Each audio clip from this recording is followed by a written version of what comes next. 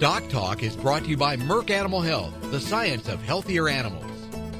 Hi there and welcome to DocTalk. I'm Dr. Dan Thomson here at the College of Veterinary Medicine at Kansas State University, and today we're going to have a great show. Dr. Chris Reinhardt, who is the Feedlot Extension Specialist for the state of Kansas, is going to join us.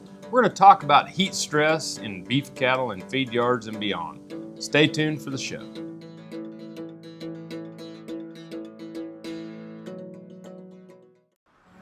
As dependable as the sunrise, in dairy parlors, open pastures, on ranches and feed yards across America. A place where reputation is more than a name, where the science of healthier animals is a way of life. It's the responsibility that drives who we are and what we do. Every decision, every day. It's your livelihood and our responsibility. Closed caption brought to you by AgriLabs, the perfect pairing of performance and value.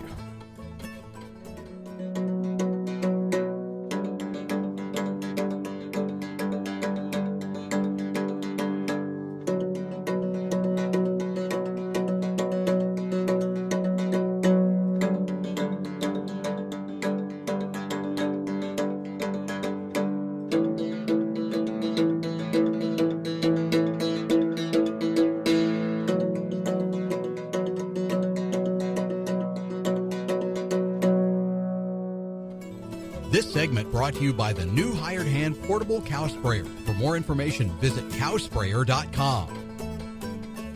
Welcome to the show. Thank you, sir.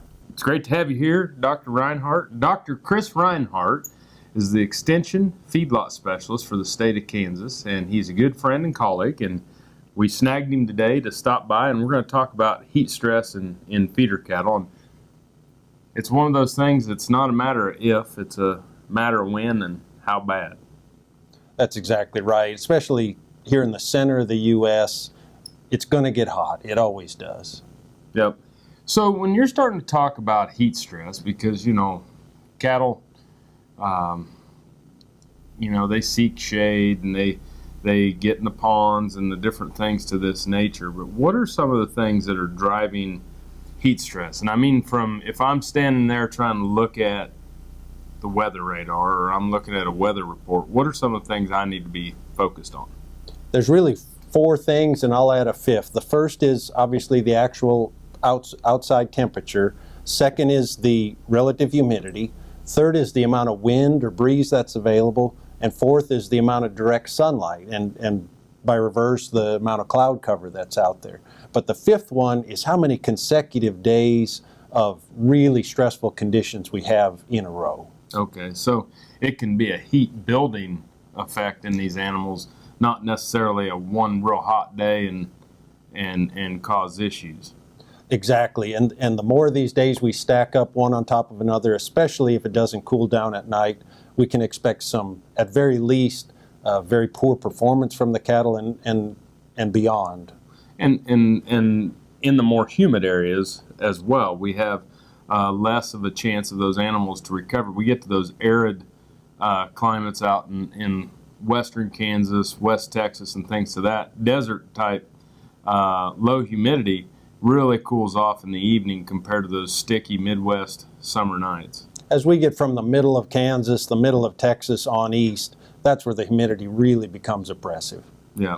So when we're talking about temperature, relative humidity, and wind speed, those are the three components that make up what we call the thermal heat index, right? Correct. And so as heat goes up, as humidity goes up, we have an increase in kind of like wind chill, the opposite of wind chill. Exactly. But how do we use that? A real easy figuring is I like to stop working cattle when the blend of heat and humidity is really uncomfortable for us as human beings. We can do the complicated formula, but if it's extremely warm, and even if there's humidity, but if there's a nice 10-mile-an-hour continuous breeze, the cattle are going to remain relatively comfortable. It's when the humidity goes up and the breeze shuts off that the cattle will really struggle. So that's when we got to start making some management decisions and things in our day-to-day management systems or processing crews. We're going to have to make some changes. great points. We're going to take a break.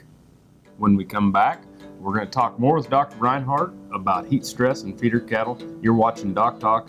We're glad you joined us. This Meet the Future Veterinarian is brought to you by Zuprevo. Choose confidence. Choose Zuprevo for BRD treatment. As the son of a dairy veterinarian in Wisconsin, Adlai Schuler spent much of his teenage years in the milking parlor and calf shed. Time with his dad inspired him to become a veterinarian, and his later work on large and small dairy operations solidified his career path. With his veterinary degree and advanced training in dairy nutrition, Adlai brings added value to the farmers he works with. Some call it a come-from-behind victory, an unlikely win, a reversal of fortune, snatching victory from the jaws of defeat. This is our moment, our victory dance, because we choose confidence. We choose Zuprevo for BRD treatment. Ask your veterinarian to prescribe Zuprevo. Zuprevo is a fast-acting, long-lasting BRD treatment that you can count on to get the job done. Choose confidence. Choose Zuprevo from Merck Animal Health. Horn flies are a nuisance and a production loss, so getting rid of the problem is important. What I like about the vet gun is you don't have to go out there weekly to treat them with a topical fly applicant. It has some duration, it lasts. You see the increase in weight gain, it just works. I've used it on our 1,500 cow-calf operation, and it makes me more confident in saying, hey, this product's gonna work on your operation too.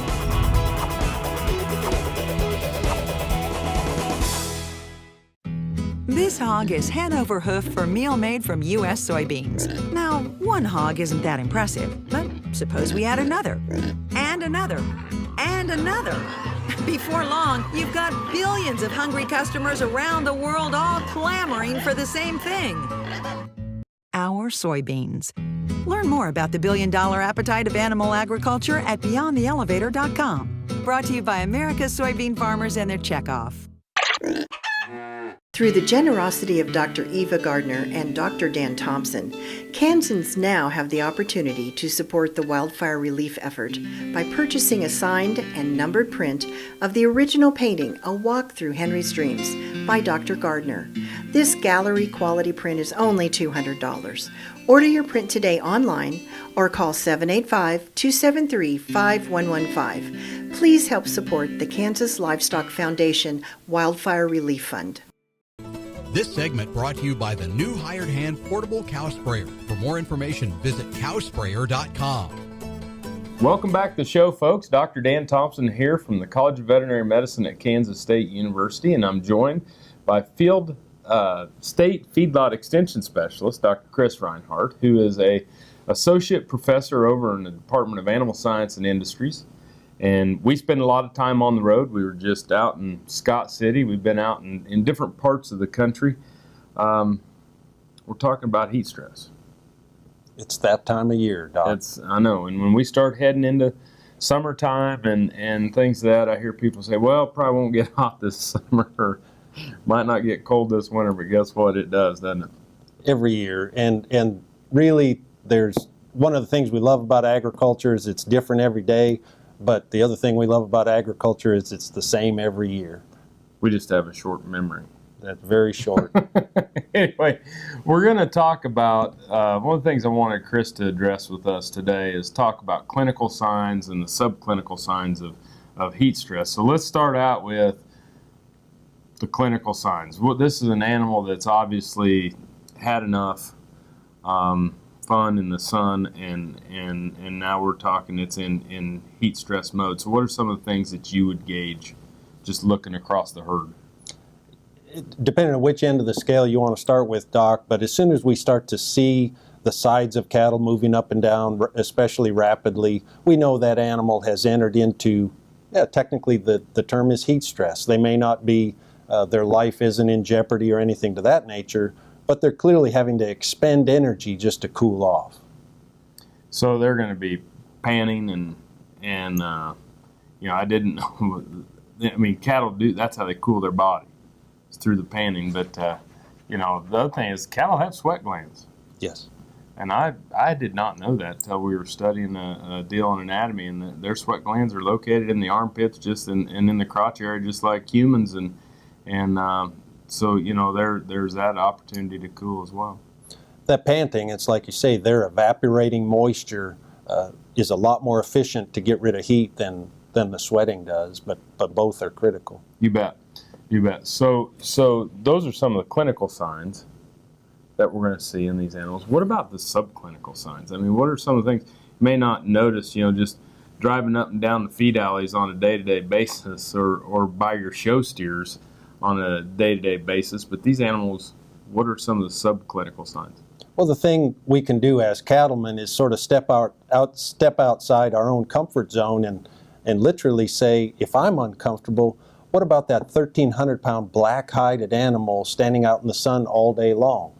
They're probably uncomfortable. Even if that side isn't rapidly moving, we know they're having to sort of turn on some systems within their metabolism to get rid of excess heat. And the thing we need to remember about that as beef producers is that's costing performance. Sure. So clinically, we could see the animals panting, succumbing to the heat. Subclinically, it's going to be through the loss of performance. Exactly. They will eat less when they're hot and uncomfortable. Frankly, their body is saying, I don't need a lot of extra energy, so they're going to back off on feed, but then they're also going to burn energy just to try and stay cool. Great. After the break, we're going to talk more with Dr. Reinhardt about how to alleviate some of the heat stress in these cattle. You're watching DocTalk, and we're really glad that you joined us.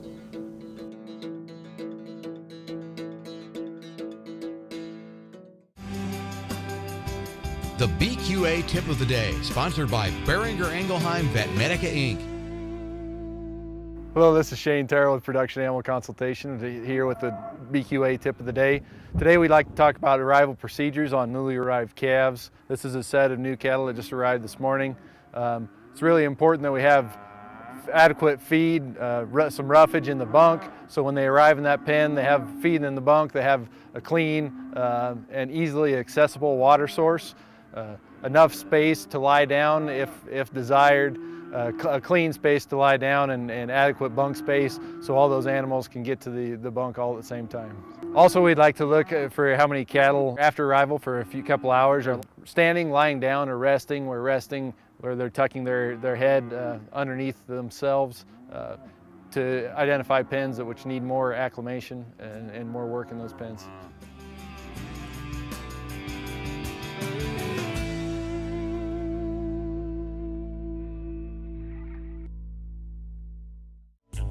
Say this is a calf that's been run through the chute a few too many times. Going through the chute stresses cattle, causing them not to eat like they should. Luckily, Pyramid 5 plus Presponse SQ provides proven protection against key respiratory diseases in a single shot, with just one trip through the chute. Talk to your veterinarian about Pyramid 5 plus Presponse SQ, and soon your calves will relax and eat like a whole different animal.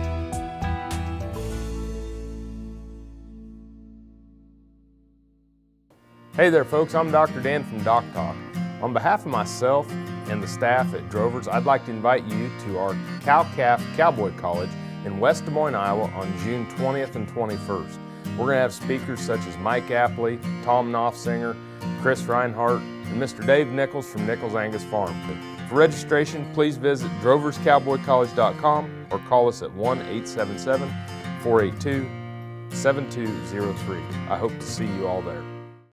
Broadband has become as important to us as highways. That is why DocTalk is teaming up with NTCA, the Rural Broadband Association, and rural broadband companies like Blue Valley Telecommunications in fighting for quality broadband access through the program Smart Rural Communities. I don't think we have any idea what's coming in the future. I couldn't have imagined 5 years ago what we're doing today. So in 2 years, I would guess there's things we can't imagine that we're going to be doing.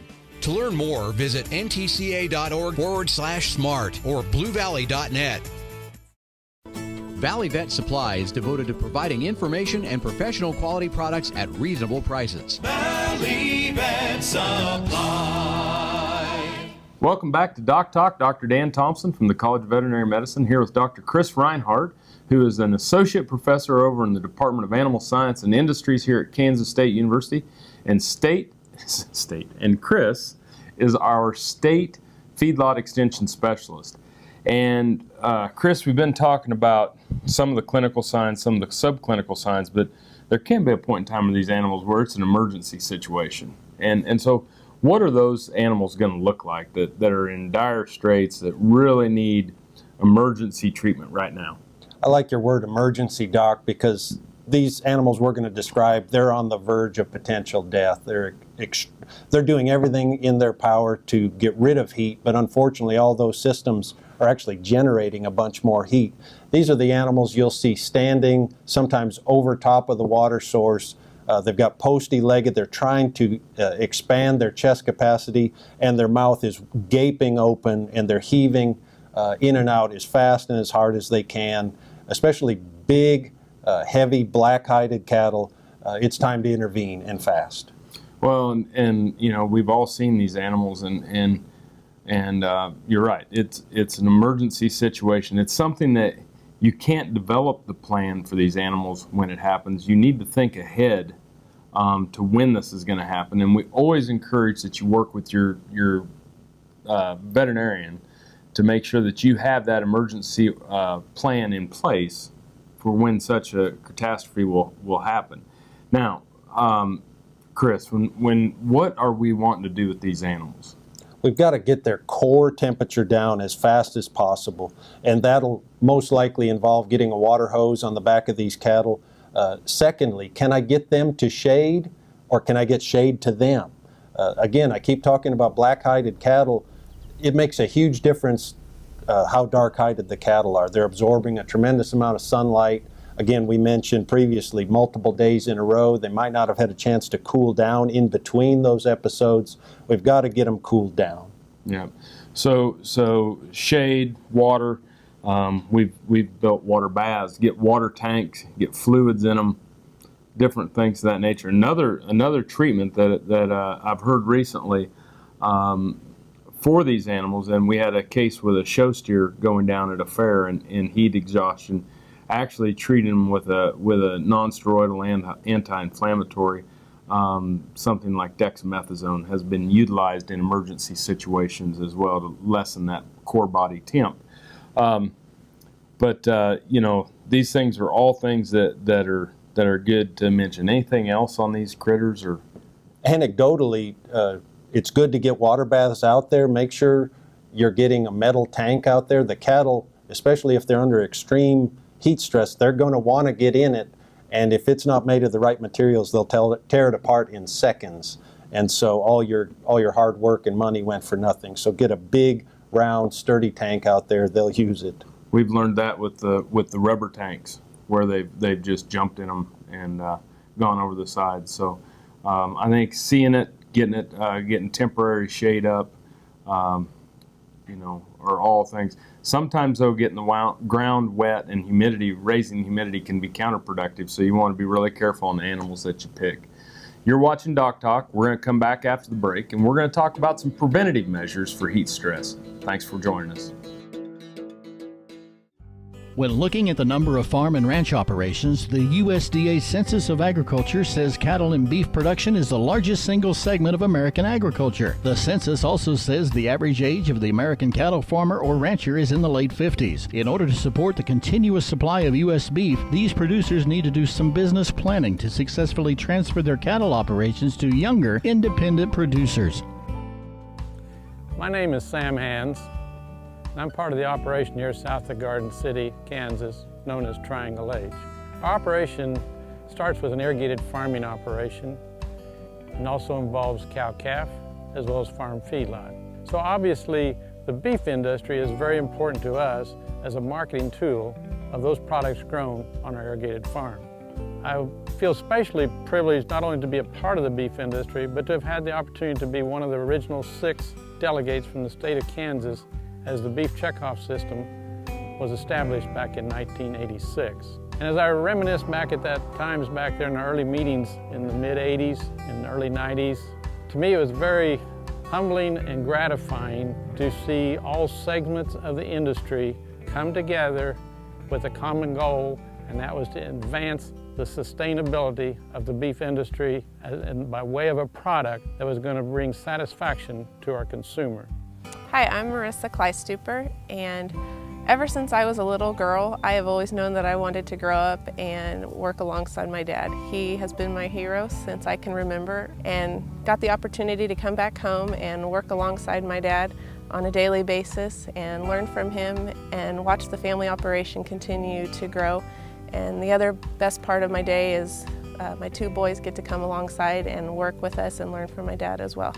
But more than anything, as I look at this whole program, is what it's allowed us to do as a sustainable program in the beef industry, and it's allowed us to bring future generations into the operation in order that the beef industry might be sustainable for the future. My pride and my pleasure to have my daughter and her children to be part of our company here as Triangle H. Thank you.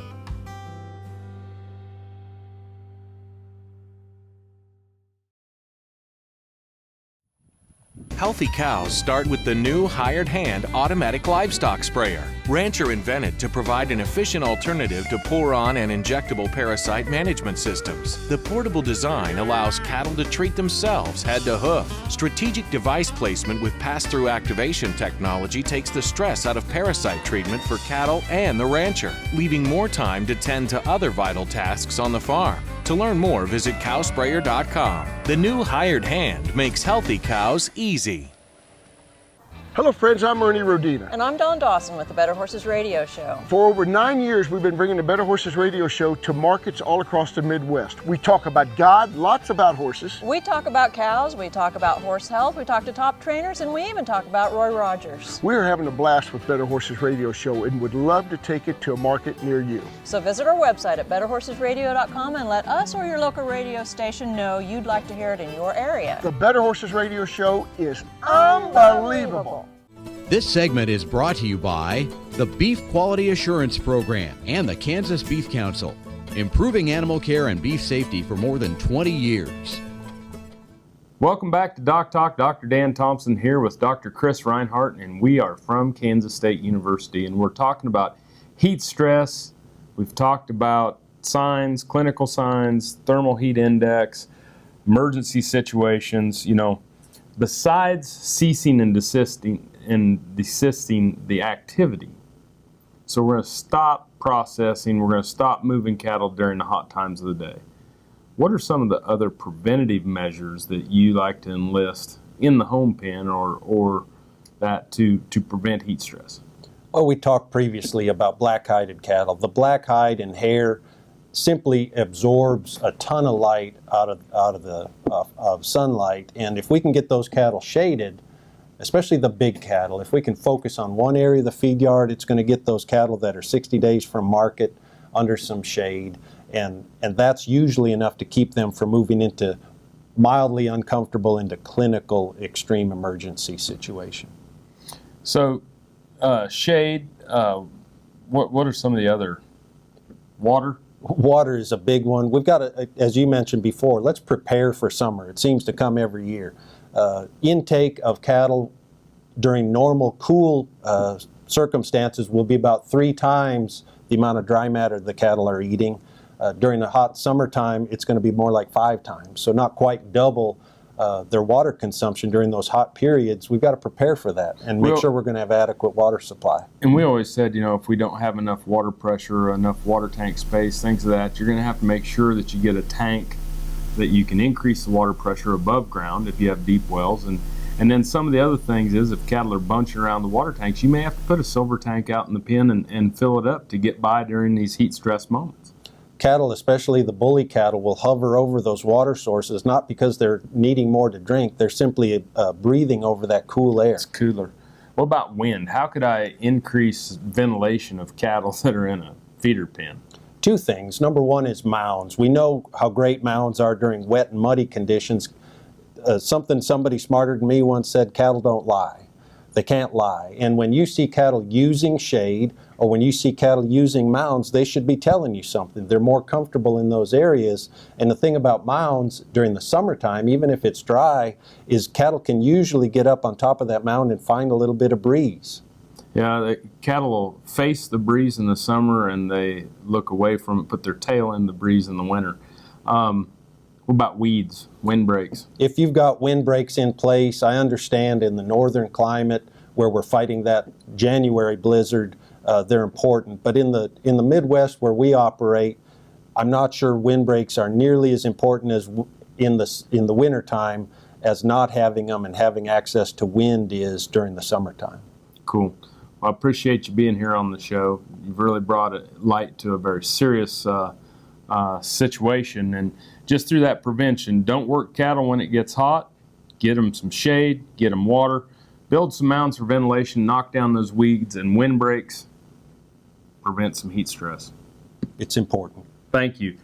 If you want to know more about what we do on DocTalk, you can find us on the web at www.doctalktv.com. I'm Dr. Dan Thomson here from the College of Veterinary Medicine at Kansas State University. You've joined me today on DocTalk. We're sure glad that you did, and I'll see you down the road. Closed caption brought to you by AgriLabs, the perfect pairing of performance and value. For more information about this program or previous programs, go to DocTalkTV.com. DocTalk was brought to you by Merck Animal Health, the science of healthier animals.